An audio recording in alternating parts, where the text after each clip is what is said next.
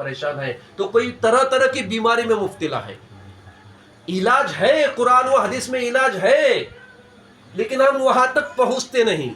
اگر پہنچتے بھی ہیں تو ہمارے دل میں شک اور شبہ پیدا ہوتا ہے، نہ جانے اثر ہوگا کہ نہیں، اثر ہوگا کہ نہیں.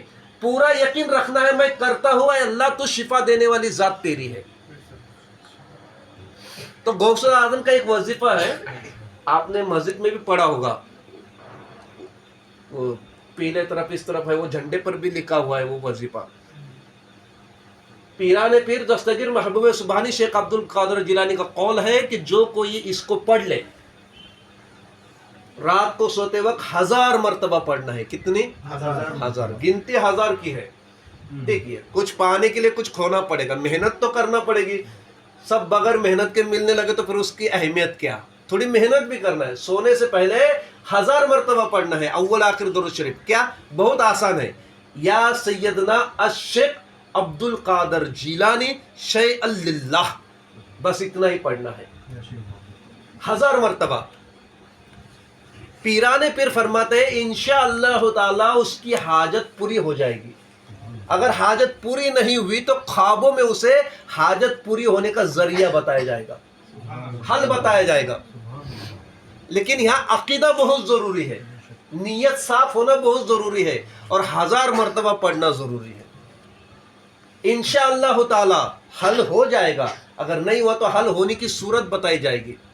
اور عبد الحق محدث دہلوی رحمت اللہ علیہ الگ قول کرتے ہیں کہ 2 رکعت نفل نماز پڑھے اور 111 مرتبہ یہ پڑھے یا سیدنا الشیخ عبد القادر جیلانی شیئا للہ.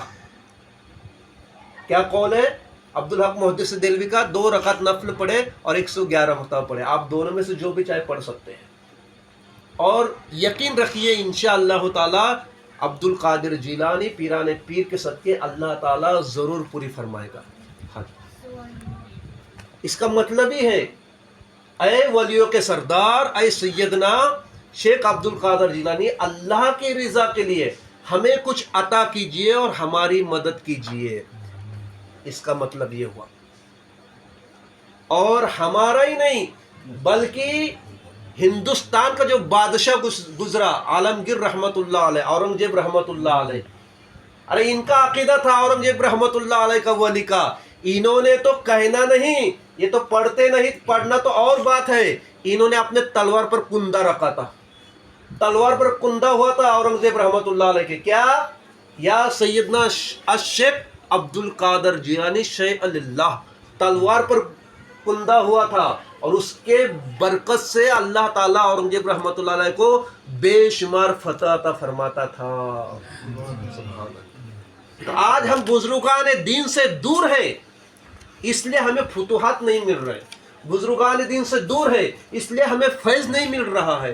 بزرگان دین سے ہم دور ہیں اس لیے ہماری دعاؤں کو شرف قبولیت نہیں ہو رہا ہے. بزرگان دین سے ہم دور ہیں اس لیے ہمیں روحانیت نہیں مل رہی ہے. اور یہ جماعت والوں نے تو اور زیادہ لوگوں کو بزرگان دین سے دور کر ڈالا.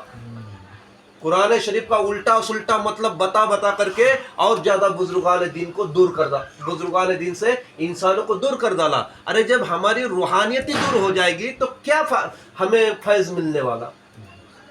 پاور ہاؤس میں ہی فیوز اڑ جائے تو کیا طاقت ہے کہ پوری دنیا میں لائٹ، پوری بستی میں لائٹ پھیل جائے؟ وہ پاور ہاؤس تو درست ہونا چاہیے، پاور ہاؤس پاورفل ہونا چاہیے، پھر وہاں سے کرنٹ سپلائی ہوگا. اسی طرح بزرگان دین پاور ہاؤس کی مثال ہے، وہاں سے ہمیں روحانیت کرنٹ سپلائی ہوگا. جب بزرگان دین کو ہم مانیں گے ہی نہیں، ان کے ہوں گے ہی نہیں، ان سے بیعت ہی نہیں ہوں گے، ان سے محبت ہی نہیں کریں گے، ان کی غلامی ہی نہیں کریں گے، تو فیض کہاں سے ملے گا؟ اور فیض نہیں ملے گا تو روحانیت کہاں سے آئے گی ہمارے اندر؟ روحانیت چاہتے ہو تو بزرگان دین کے ہو جاؤ. انشاءاللہ تعالی قیامت کے دن آپ دیکھیں گے جو اللہ والوں کا ہو گیا، اللہ تعالیٰ نے اللہ والوں کے ساتھ ان کا حشر فرما دیا. اللہ تعالیٰ ہمیں پیران پیر شیخ عبد القادر جیلانی کے